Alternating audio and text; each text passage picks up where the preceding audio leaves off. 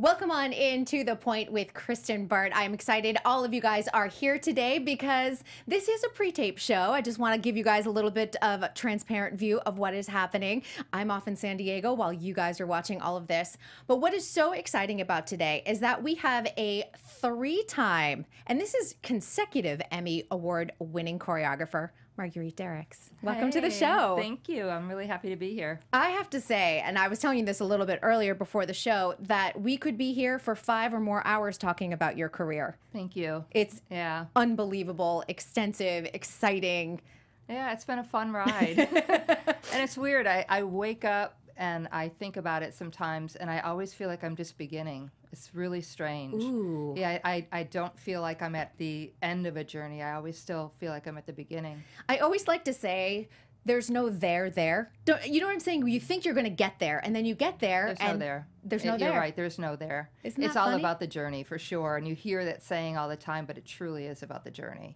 Well, the journey for me lately has been binge watching season 1 and 2 for The Marvelous Mrs. Maisel again. Yeah, that's my heartbeat, for sure. Yes, and you are not unfamiliar with Amy Sherman-Palladino's work. You've worked on Gilmore Girls and Bunheads as well. That's right. This is my third outing with Amy. So you're a pro now when it comes to her writing and her style and her creative outlook. Yes, I feel extremely connected to both Amy Sherman-Palladino and her husband, Dan Palladino.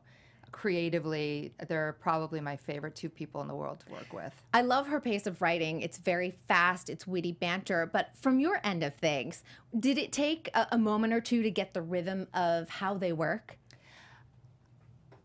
Not really. It's you know, I started with her with Bunheads, and it was just such a connection from the day one that I met her.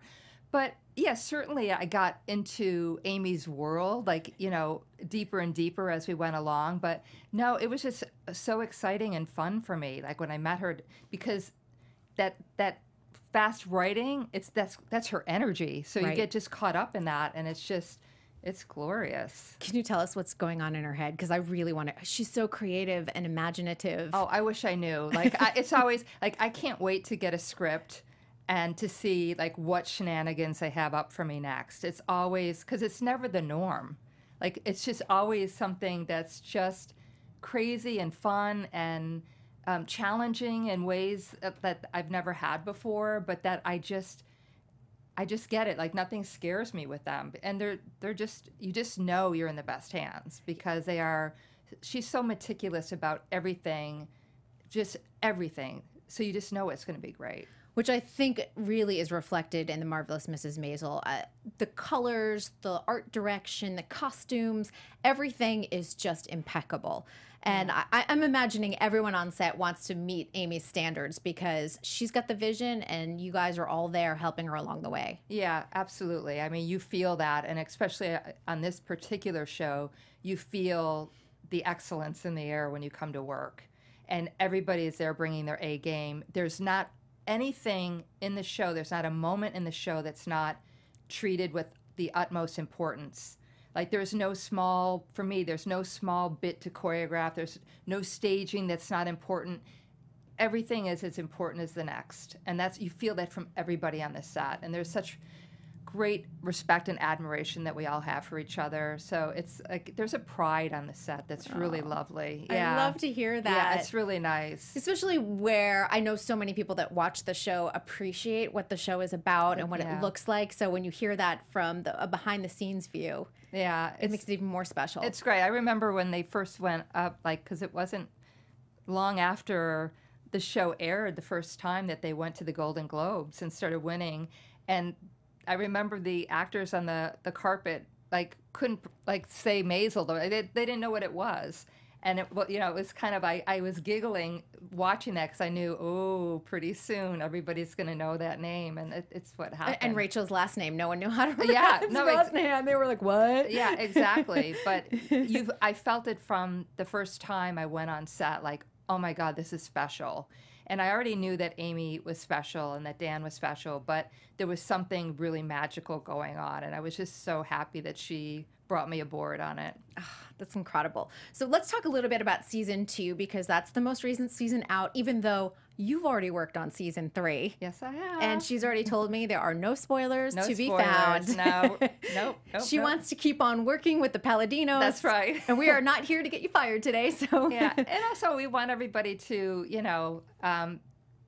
to see it unfold. You don't want to hear about things and start to get ideas of what it is. Like it's more magical when you're excited and you finally get to open the box. So and I binge watch and I'm up at 2 in the morning going just one more episode. Nice. That's what I do. Yeah.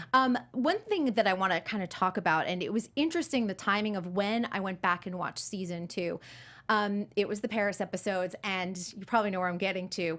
The scene on the Seine, and it was right after Notre Dame had burned. It was just like 2 days after. Oh, wow. And have you gone back and watched that scene at all? No, you know what? I didn't even think about that. Oh my gosh. It's so poignant and beautiful to watch the movements and watch the church in the background, the cathedral. It's unbelievable. Oh, I have to do that. I didn't even think about that. I know. And from the view, too. It's the part that actually did burn. Yeah. Oh, I know. So sad. But it took on a different meaning than when I watched it the first time around, which I thought was really interesting how sort of real life merged with the scripted series. Right.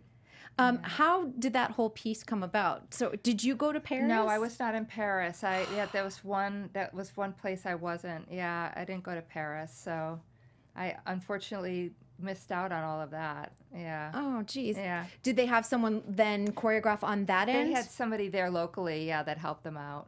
Yeah. Oh my goodness, because you're like, wait a minute, I want to go to Paris. Yeah, I know, and I talked to Dan about it afterwards. Well, that's you know what? That's an honest human emotion of like, I would have liked to have been included. And he said he wished that I would have been there too, so that was nice. So when it comes to a lot of season 2, then are you? The Catskills was probably a big part of the season for you. Yeah, the Catskills, and then the bop number at the telethon. At the telethon, right? Yeah.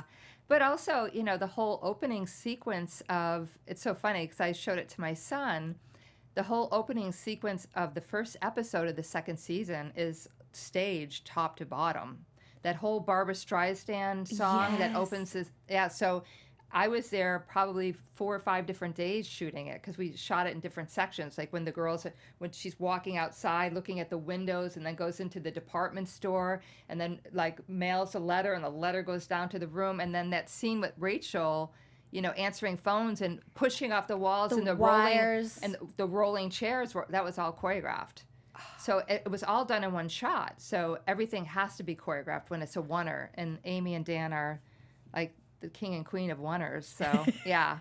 What about the pressure on you for something like that? Because especially with all the chairs and making sure that the timing's right, it's you and of course it's Rachel and everyone else that's in the scene to deliver on that.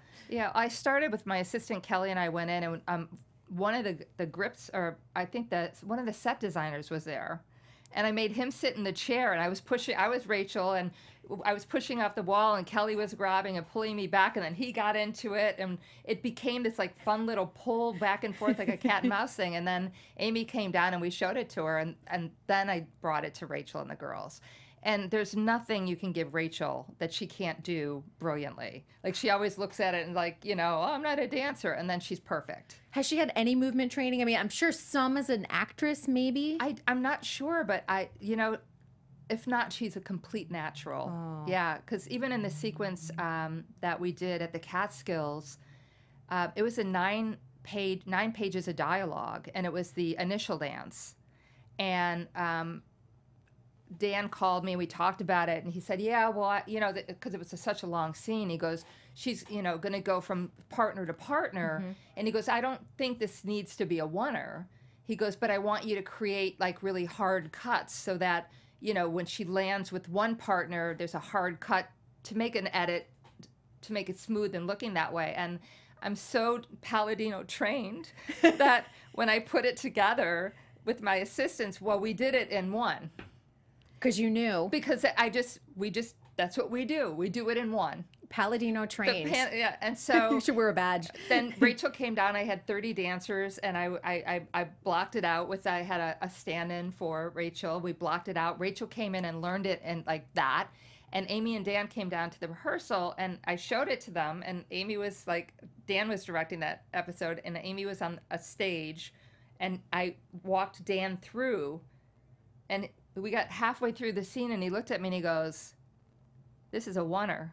And I looked back, and Amy was going, Got and it. we did it. We shot it in one take. And Rachel, literally, I had her 45 minutes that day of rehearsal. Now, you're talking about 9 pages of dialogue and dancing with, I think, at least 10 different guys. And dancers flying around her. She's going under her legs. All of this stuff is going on. And that was a month before we shot. Then I flew back the day before to shoot it. Well, Rachel was on set and couldn't get out for rehearsal. So I did my rehearsal with the dancers and got to set the next day. So Rachel has now not seen this dance. In 4 weeks? In 4 weeks. And we're now blocking it with the Steadicam, who is our guy, our Steadicam operator is a genius. And we're blocking it. And Rachel is like, and I'm like, don't worry, you got this, you got this. And of course she did. And we got it in a couple of takes. It was really brilliant. I really want people to understand too, because a lot of times people that watch this show, they're watching some of the competition shows, and there's, even though it's short rehearsal time, they're getting 4, 6, 8-hour blocks. That's right. On a scripted show, it is totally different. Yes. You were saying 45 minutes, 4 45 weeks minutes. ahead of time, That's and then right. you're throwing her on set 4 weeks later. That's exactly right. Yes, exactly right. And the same thing with most actors. Like when you're on a TV show like this, there's no time, especially with Rachel. She's in almost every scene. So I have to do my homework, and she is brilliant. So I'm never scared. And I don't think she really is scared either. I think she kind of always likes to do that, and then she's perfect. Like she's really. I don't know perfect. if I can do it. Nailed it. Oh, nailed it! Like nails it, and she'll nail it take after take, which blows my mind because there's some stuff that we do that I go, like, oh, I don't know if I would do that every take, and she does. She's so good. I love her in the role too. Yeah. That, and I think that's something that's really important. It's coming up in Emmy season. We've had a lot of discussions about the differences between nominating something for a reality competition show and nominating something from a scripted show. And a lot of dance fans sometimes go, I don't understand what's happening on a scripted show. And I'm like, it's actually probably more difficult than what they're doing on a competition show. You're only seeing the technique. You're not seeing what the choreographers are doing behind the scenes, all the muscle and the work behind it. But the good news is this year, we have 2 categories. Yeah, I was really, really happy to see that. It's so different. And you see multiple, you see this broken up in categories, best comedic, best drama. You see all of these just broken up categories, and just to have one for choreography now just doesn't seem right. Doesn't make sense. It doesn't make sense. I know it was a hard fight.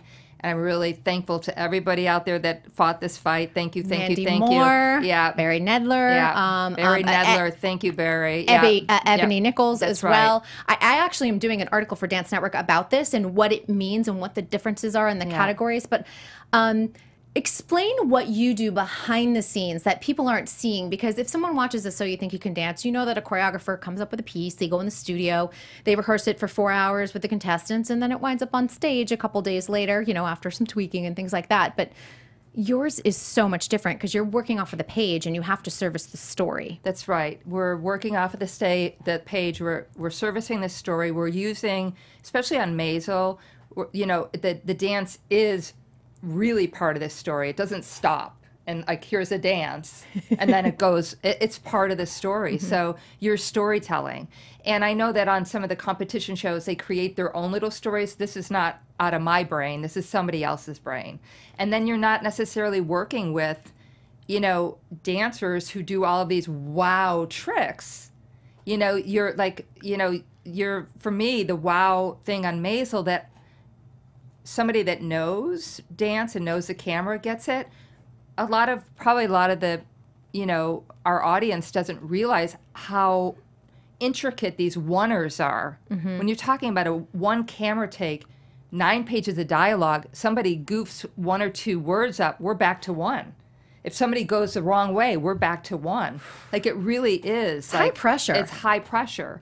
And it's way different, and the time frame that we get, like we just talked about, it's like I get the actor maybe for 45 minutes, and then we're on the set and we're shooting it. And they're now, that 9 pages of dialogue takes, that's number one importance, right? That's taking part of your brain. That's right. Your other brain has to move. And then there's an awareness like that. It's very interesting on Maisel when I see a guest actor or someone come to the show, that our regular cast, there's such an awareness now of always where that camera is. They know, because Amy and Dan are such artists with that camera, that they know exactly always where the camera is and how to move and how to help to bring that movement, even in a scene that isn't choreographed. It makes me think it's why Amy and Daniel use same actors that we've seen in Gilmore Girls or in Buntheads. They make guest appearances. They already know how to work. They're already great actors, but they also know how to work within the Palladino system too. I'm sure it helps. I thought actually I'm like watching Gilmore Girls again. Like it's my Betty by feel good show. Go-to. It's my go-to show. And I was thinking about that last night because I was watching the show and seeing actors that I worked with on Bunheads and now on Maisel. And yes, it's one thing it is that we're Palladino trained, but I think it's the other thing is that Amy and Dan are such like wildly loyal people. If you are good at what you do, it's like I'm the same way. Like if I find someone that's good at what they do, why would I go somewhere else? Right. And I think that, they're really wonderful about that. What does a Marguerite Derricks dancer look like? Now, obviously, every project has different types and things that you need. You need tall dancers, short dancers, but the ones that you hire over and over again that maybe don't need the specifics of height or anything else like that, what do you look for? I look for dancers. I love trained dancers. I love dancers that take class. Yes. I like if I have a choice at the end of the day, if I'm down to a couple of dancers and one of them takes class and is well trained and the other one could be as good as a dancer and performer as that person, I'll go for the one that's still taking class. I feel like it's such a privilege for us to do what we do. And when I see dancers start to work and get lazy on that, it just makes me sad because I still work hard every day at what I do. So I love a well-trained dancer and well-versed, that can, that I know that, because on Maisel, it's all different kinds of styles and, we're coming up with even more. It's that I want somebody that can do just about everything. And the work ethic is important to me. People that come in as excited for the first day of work as they did showed me at an audition. That's right. That really wants to be there. That feels like how I feel, like it's an honor to be doing this. Rehearsal etiquette matters. Yeah, it really does. It matters to me. I'm never late. I'm always early. I'm always prepared. People know that I work really hard at the beginning, and when it's done, whew, it's done. So our rehearsal could be 2 hours long, but that 2 hours is intense. I like to get the work done, see it, and then I don't beat people up with it. So I like a dancer that comes in prepared and ready to work, and that is happy to be there. And, for me, it's not about heights. It's not about size. It's not about color. It's, whoever's right, and I always explain that at an audition. I'm always very clear. If I cut somebody, I try to tell them why, and I'll be very specific what I'm looking for at that time. So the type is for whatever I need that day, really. But just good etiquette, great training, and being nice people. So I like to have fun when I work. Nice goes really, really far in this industry. It does go really far, yeah. Amy is hilarious on set.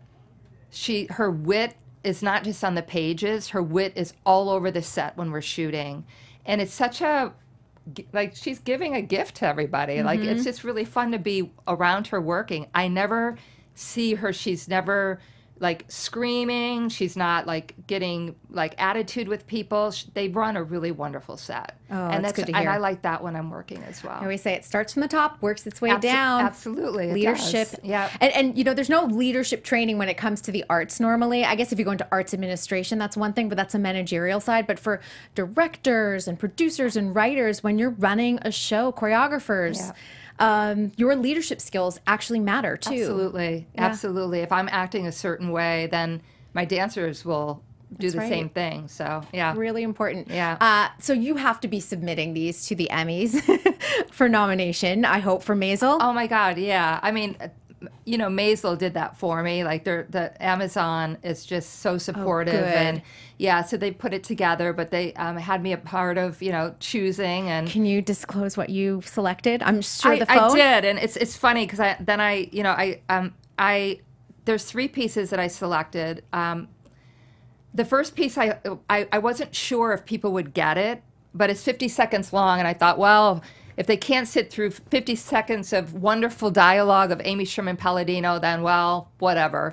So it starts with the sequence with Rachel and the phones with the rolling chairs. And when I showed it to my son, he goes, oh, I wouldn't have even known a choreographer worked on that. And I was like, but anyway. I think they'll get it in the TV Academy. Yeah. Yeah. Yeah, and then the next piece is the initial dance, which is the 9 pages of all-in-one camera shot. And, you know, to me that, you know, there's a lot of great dancing going on in that scene, but I think that the pas de deux between the camera and the action of the dance is really what it's like, what is the star of that. You see the technique of that, yeah, actually. for sure. And then I end it with the bop, which everybody really, you know, it's one great fun number where it's just the dancers, where I got to just go crazy with it, and it's silly and fun, and so those are the 3 pieces. And you restaged the 3rd piece at the Paley Fest. At the Paley Fest, yeah. The Dolby Theater. Yeah, and they received it really well. It was fun. So great. Yeah. And it was bringing it to life for all of the TV viewers, which is such a special thing. Yeah. Well, I'm glad to hear, because I'm going to throw this out there, and you're going to go, no, you're going to get a nomination. I'm just going to say it. I'll say it. I think that. Thank you. I take your. That's a blessing in the universe. So I'm gonna take put that positive. Take it. Put it out there. Take that sparkle. No, I really do. I feel like, and with these 2 categories, it matters so much. It matters for the dance industry, and that there's so much growth, and that the TV Academy recognizes that too. Yeah. So once again, I'm just very thankful that they allowed us to have 2 separate categories. I think it's wonderful. I know. I think it's fantastic. Yeah. You also worked on Glow season 2, correct? I did. Yeah. That's and 3. I just finished 3. So, you can't tell us anything on that. I can't tell you about that either. No, that's coming out, I think, in June. They're in Vegas. Yeah. That's another one of my shows. It's really, I was so excited because I'm like, these are my shows, and that's on Netflix, of course. But that has to be a lot of fun, because that's like a throwback to the 80s. Oh my God. Yeah, it's my jam. That's when I was dancing. But that's fun, though. It is so much fun. And the girls of Glow are just delicious. And they're wild and crazy. It's like when I know I have a rehearsal for Glow, I make sure I eat well. It's just because they're the energy in the room, and they're athletic, and they're like almost like little kids sometimes, just trying to quiet them down and get all of their attention at one time. But they're wonderful, and they're just it's such a blast to work with them. I interviewed a lot of the cast at the Screen Actors Guild Awards on the red carpet, and their energy, honestly, is exactly how you describe it. We had a couple of really wild interviews, and I was like, holy cow, this is awesome, because it really is Glow, like, come to life. Oh yeah, they are. I mean, we shot a scene, and they were climbing on things on the wall. It's like they were like all over the place, and it's like trying to rattle cats to get them together to shoot the next setup. Yeah. And in true 80s fashion, they do some music videos, right? And so that's going to be kind of fun to sort of incorporate what was the 80s. Yeah. In high fashion right here into the series. Yeah, no, it was really fun doing that. Makeover. Yes. Which is on YouTube if you guys want to go and see it, because it's got that, I don't know what it is, but it's that weird lighting. Everything was like red and green and bright and colorful, like the 80s were. Yeah. No, it's a fun show.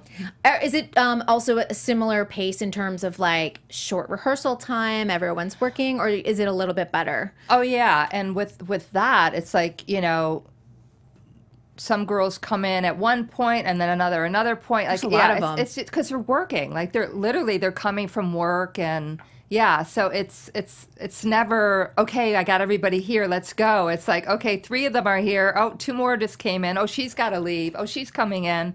So it's never like when you're working with dancers, they have to be there at a certain time. Like you control the room. Right. There's a little bit, I have to release that control freak in me has to be You let gotta go. go with the flow. I got to go with the That's it. flow. But it's always, it's fun. I know what it is. I go in and it's just fun. And the girls are just, they're so sweet. They're all big fans of Showgirls. So when I walked in, I was a queen to them, which was so sweet.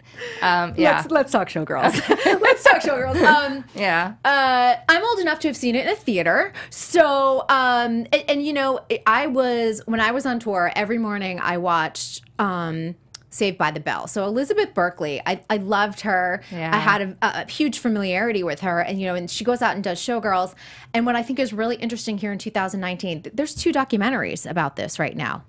Yeah, I know they were trying to make one. Yeah. Yeah, so one went to the Tribeca Film Festival just a month ago. I know, Oh. you're shocked. So it's called Finding Nomi, and I think, I think is that correct? Wow. You don't know me. You don't know me, but a Oh play my on her God. and it's a look at the character and how the movie was viewed back then and how the character is viewed in 2019. They're 2 completely different things. That's right. That's right. And the other one, which is coming out in 2020, focuses more on the dancers and the dancing. Did you participate? I participated in They that. just got the funding for it. The fall and rise of Showgirls. That's correct. Which is such a brilliant. I love the title of it because it really was. It was the fall. It and was the rise. fall and rise. I remember making the movie. It was my first big film. In fact, I couldn't get in right away to see Showgirls because I didn't have a feature under my belt. And I had a teen company at Tremaine's studio at the time, and my agent, Julie McDonald, called me and said, hey, Ivan Reitman, his daughter's bat mitzvah, they want a choreographer. And Ivan Reitman's, you know, this big film director. And I'm like, sure.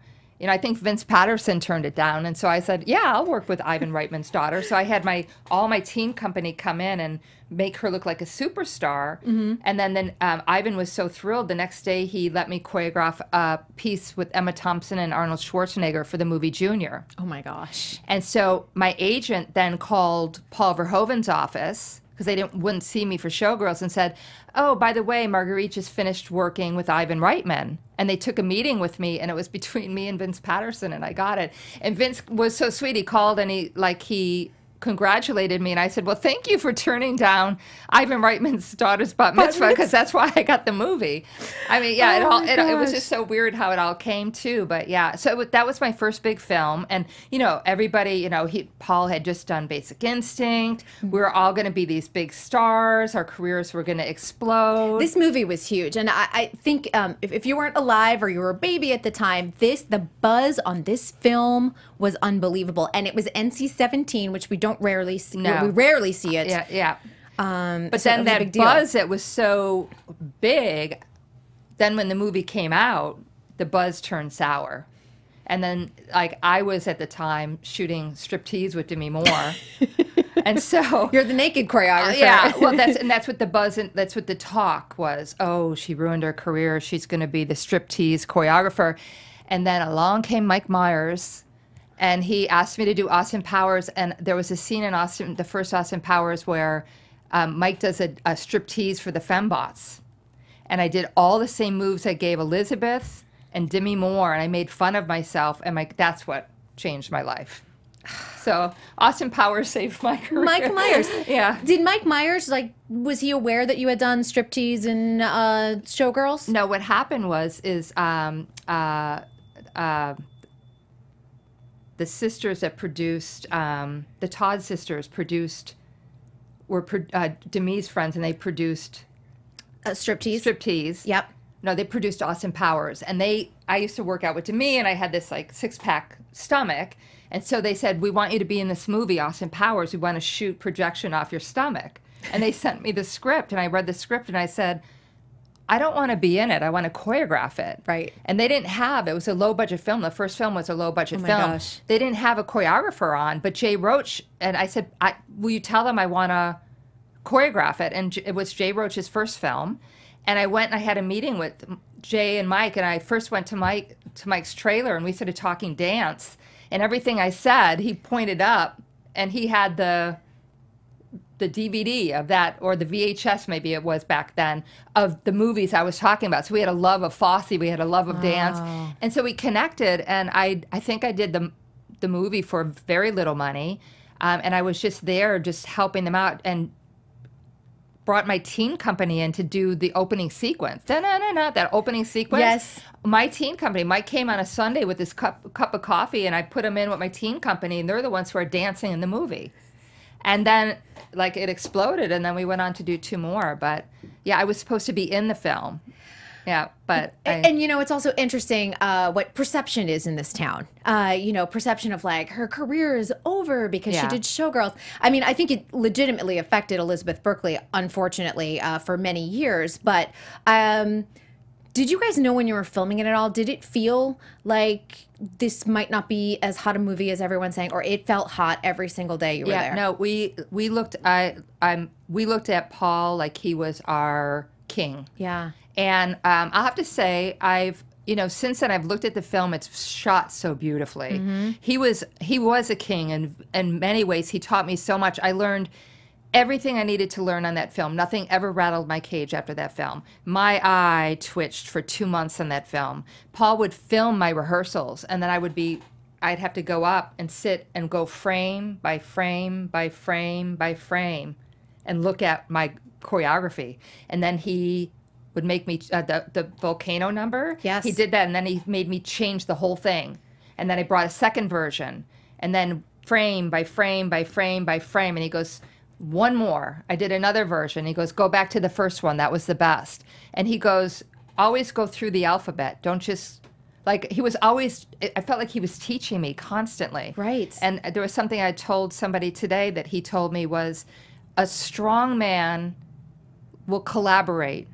It's the weak man that thinks he can do everything by himself. Like, he was always teaching me. And I look at the film, and it was beautiful. It just was, people weren't ready for that. Like, it just, you know, and yeah, it was like stuff was over the top. And I think everybody kind of did what Paul told them to do. So, you know, I felt bad for Elizabeth because we all were trusting him. And I still believe in everything that I did for him, and I would love to work with him again. I really think he's an extremely talented man, and his movies are beautiful. I just watched, not RoboCop, maybe it was RoboCop, and it's just like, he's a really good filmmaker. Yeah, it's just that one film, you know, people dump on it, and it's But here it is 25 years later. And guess what? Guess what? Yeah. Full circle. We're back around, and you've got documentaries coming out. That's People, it's a midnight movie all the time. They love it. So if you look at it the right way, you know, my grandmother loved it back when it first came out, and she said, it's a good story. That's what I remember. I said, if Nan likes it, I'm good. I mean, it was the memes before memes were actually a thing. I mean, there's nothing better than Gina Gershon, like, you know, being thrown down the staircase because Elizabeth Berkley's her understudy. And That's right.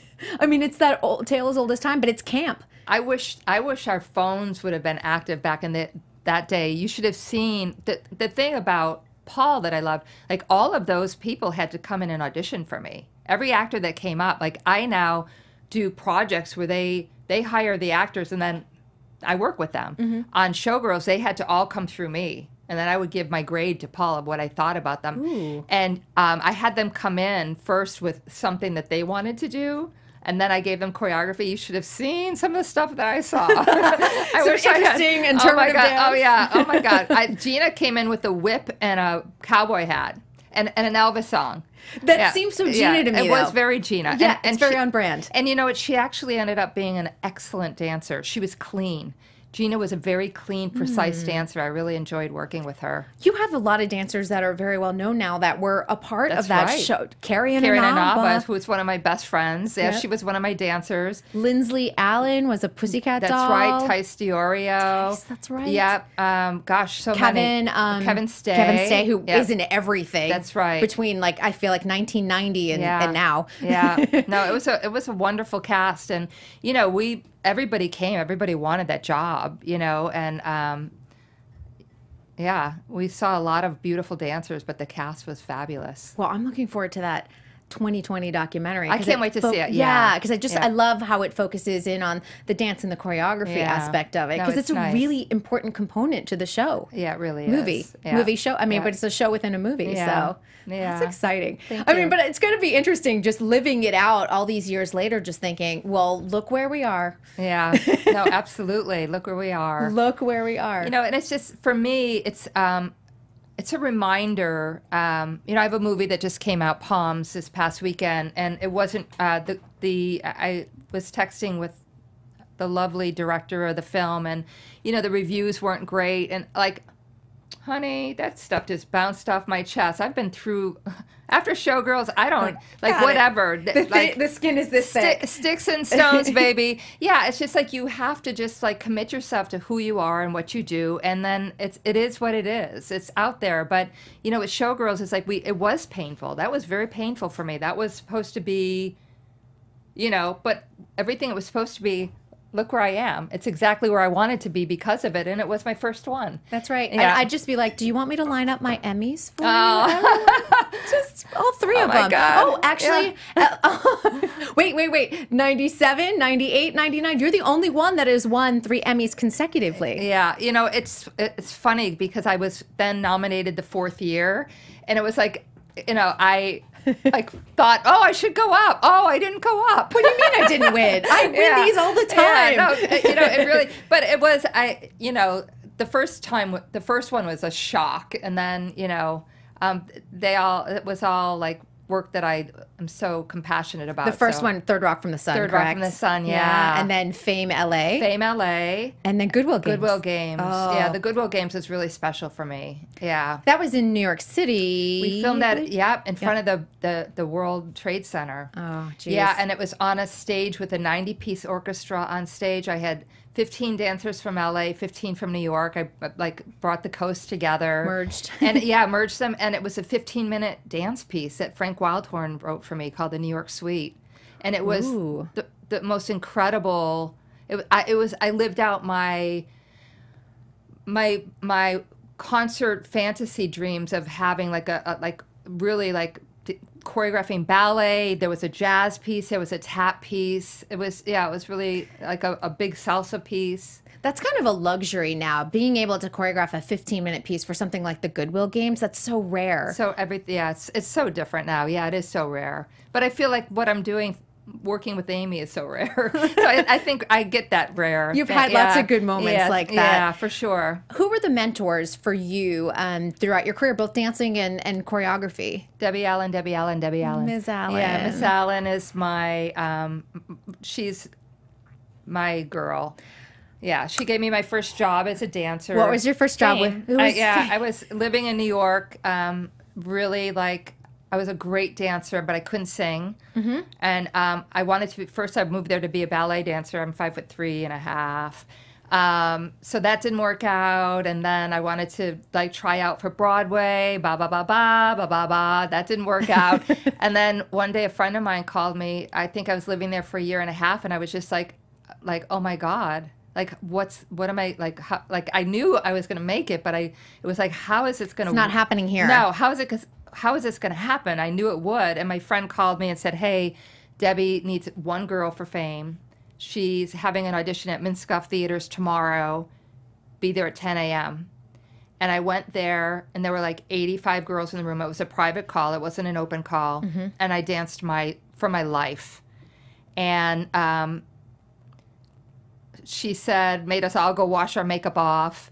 Then she said, okay, I know who I want. And I was walking home. I was living in Hell's Kitchen at the time. Which was not Hell's Kitchen the way it is now. No, thank you for saying that, because I always say, you guys don't know. And everyone's like, you're in your $1 million house. Oh, no, you're not. No.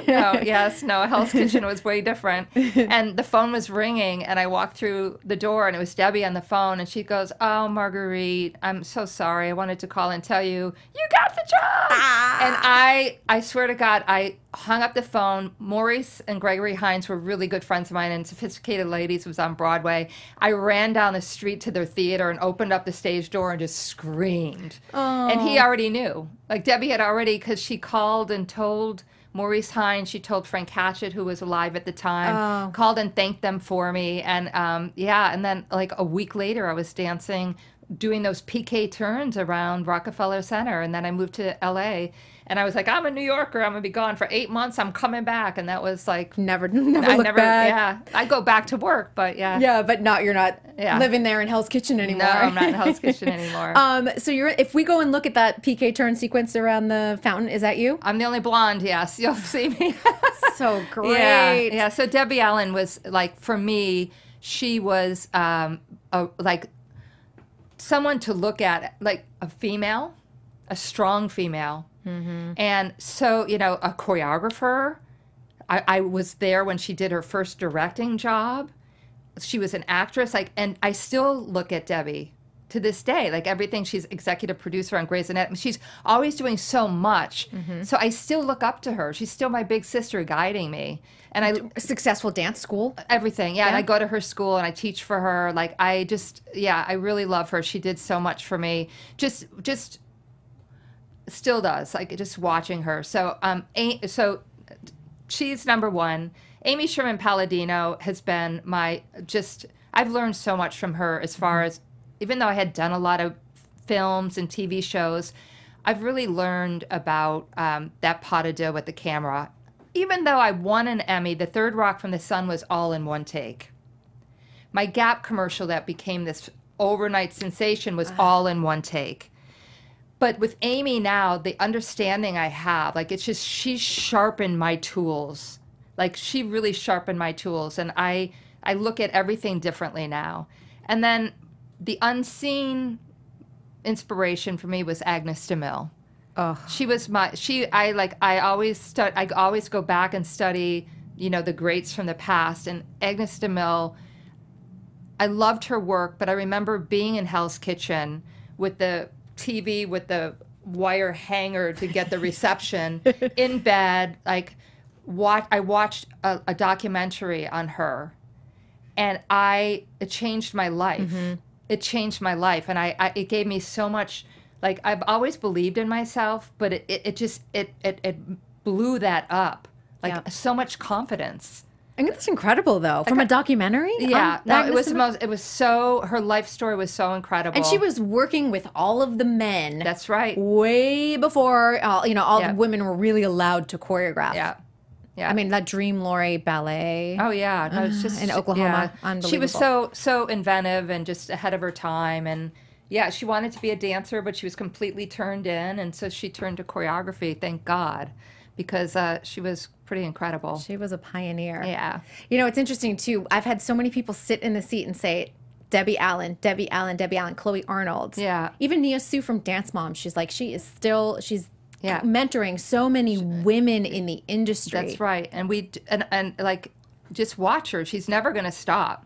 Until she's ready to fly to heaven. That woman is never going to stop. And I think what I love is that she is one of those people, like, looking behind her, grabbing a hand, pulling it up. That's right. She's a great example of that. When Chloe was nominated last year for an Emmy, she gave a party for her and made this great speech, and it was somewhere, it wound up on Twitter or Instagram or something, and I was bawling my eyes out. And I'm like, I'm so moved by what the doors that she's opened for so many women. Yeah, she's a very special woman. Yes. Yeah, very she's special really, woman. really incredible. Yeah. That Gap ad, was yours the khakis? The khakis, The khakis.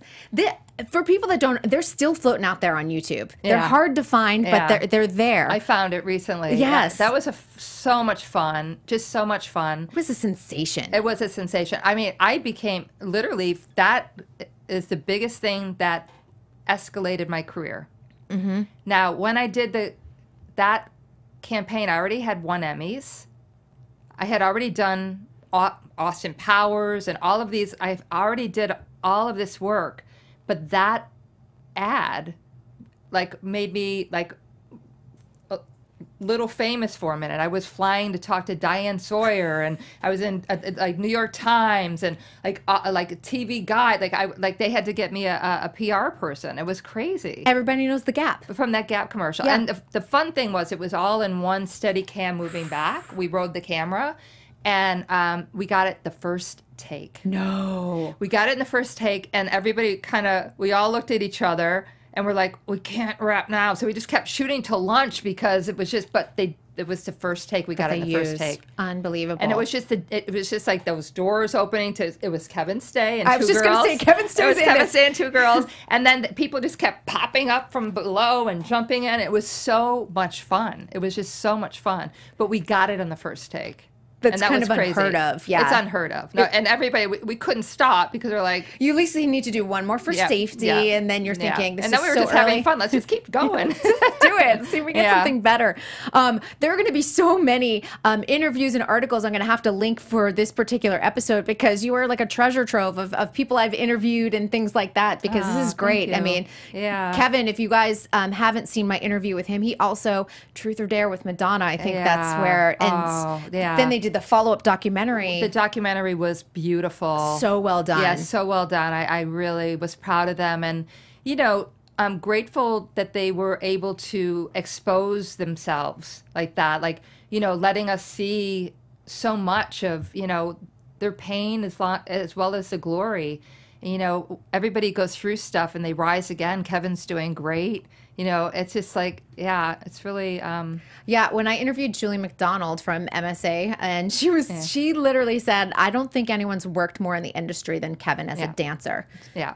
Said was one of her most successful clients. I gave him his first job. You did? Yeah, my A6 was, he was one of my A6 dancers. We used to do those, I don't know if you remember. Like industrials? Industrials, yes.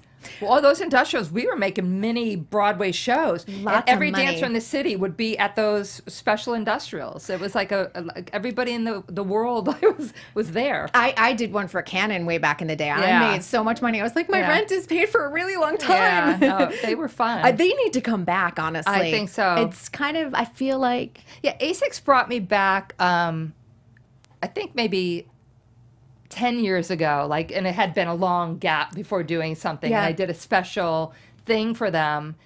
Yeah, because they were those were the people I worked with. Yeah, but that was a great way for dancers to kind of steady income. Oh my God. And I'm not sure why they went away. I know styles and things and trends changed, but I think budgets. I think a lot of stuff is budgets these days, which is kind of sad. We're the icing on the cake. Yeah. I know. Yeah. What haven't you done that is still your dream project? I really, you know, with Amy, on Bunheads, I got to explore a bit of the ballet world. I would love to do some more concert dance. I want to do a big, you know, with Amy, I would love to do a big movie musical. Yeah, I really would love to. Please let that happen. Yeah, I would like to do one of the live musicals that they do on, you know, on TV. I still haven't done one of those. I would love to do that. I still love choreography. I would love to possibly direct a dance, like a dance movie. It would have to be like I don't know that. I know that that's where I would want to start with something like that. But as a choreographer, I think definitely a big movie musical. A live musical on TV, because I think that's got to be like you know, the anxiety and the excitement, all at once for sure. And I would love to work with a contemporary company, like a ballet company or Alvin Ailey, something like that. Oh yeah, that's good. And choreograph like a really you know, classic piece. Big, beautiful classic piece, and then do it like Lincoln Center or someplace great, someplace epic. Yeah, or not, or just to work with those beautiful dancers. Yes. You know, yeah. Because I'll tell you, the Ailey technique is kind of unbelievable. Oh my God, they're beautiful. And it doesn't get watered down. Like I find, you know, the Balanchine technique has gotten watered down over the years. I feel like the Ailey technique is still as strong as it was 40 years ago. Yeah, when I did Goodwill Games, Judith Jamison let me go in, and because I did another number besides the New York Suite, the opening, and I used a lot of the Ailey, the dancers in the school. So I had a lot of them in. And then when I won that Emmy, Judith and I both won that night, and she went and got her Emmy first. And then I went after her, and I couldn't believe I was standing in the same spot as Judith Jamison, and we were both winning Emmys the same night. Like I was just... I think I cried for that. And then I cried because I looked in the audience and Debbie Allen was sitting there because she was up for the Emmy as well. And I always had this dream that I would be able, that I was on a stage thanking Debbie for everything she's done for me. And that night that my dream came true. So there I was standing in the same spot that Judith Jamison just left. And then I got to tell my mentor how much I loved her and appreciated her. And thanked her for that I was there because of her. I would have been ugly crying all over the place. Yeah. And if anyone doesn't know, Judith Jamison was the artistic director of Alvin Ailey. After Ailey died, she took over and was an incredible force to reckon with. Oh my God, yeah. And she's missed. And, oh yeah, and I used to sneak in and watch her in Sophisticated Ladies on Broadway. And when she walked and just did a port-de-bras, like it was like you gagged. Go and watch Revelations with Judith Jamison in it, and you will see what we are talking about. Because for sure. That's his kind of signature piece, and she was the star. Yeah. The star. Yeah. Well, thank you so much for coming in today. My pleasure. This was a blast. Well, thank you for doing this and giving voice to the dance community. It's really lovely. Of course. And please come back, because there's 20 more projects we can talk about. I would love to. You have so many things, and it's kind of amazing, because I feel like you've had this incredible career over decades, and I think that's really important, showing the longevity we can all have in this industry. That's right. Continually growing and following this whole journey. That's right. So I'm going to see you at Emmys. Oh, thank you. At the Creative Arts Emmys, and I will see you at the nominees reception. I'm just putting it out there because I just feel like it's happening. You're my girl. She's like, you're my new best friend. I'm just throwing it out there. So if people want to follow you on social media, where's the best place to check you out? Probably Instagram, just Marguerite Derricks. Yep. Easy enough to find you. Yeah, easy enough to find me. I love it. Well, thank you so much for coming this week. Thank you. You guys, we will be back next week with another fantastic episode. We want to thank Popcorn Talk and Dance Network for producing this show for us. And of course, for all of your dance news, check out dancenetwork.tv. We'll see you all next week. Bye. From producers Maria Menounos, Kevin Undergaro, Phil Svitek, and the entire Popcorn Talk Network, we would like to thank you for tuning in. For questions or comments, be sure to visit popcorntalk.com. I'm Sir Richard Wentworth, and this has been a presentation of the Popcorn Talk Network. The views expressed herein are those of the hosts only and do not necessarily reflect the views of the Popcorn Talk Network or its owners or principals.